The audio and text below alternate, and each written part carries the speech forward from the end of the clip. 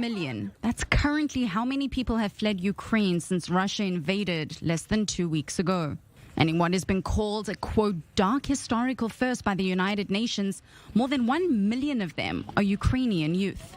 We don't have an exact breakdown of the numbers by gender and by age, but of course we know that the majority are women and children who have come across. The demographics also reflect the current obligation, forbidding Ukrainian men from age 18 to 60 to leave the country. More than half of refugees have fled to neighboring Poland, with many also heading to Hungary, Slovakia, Moldova and Romania.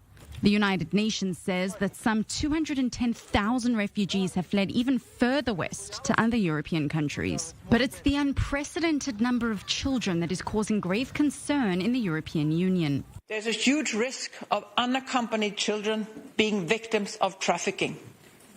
There is a risk of criminals, try to use children, try to have false documents to get them into the European Union with the purpose of selling these children, of trafficking. But the journey out of Ukraine is equally concerning. Land and sea crossings are packed, flights are extremely limited and dangerous.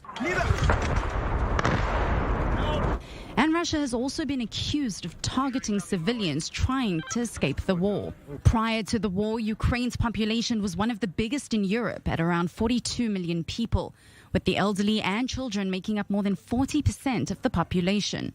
More than 50 children have been killed in the Russian invasion. If war stops, I really want to go home because they're my friends, they're beautiful parks, supermarkets, centers, and playgrounds behind my house. They're my toys, they're my friends, and I don't know where my friends now. The nation has since suffered a growing humanitarian crisis of unfathomable proportions. Officials are warning millions more could still be affected.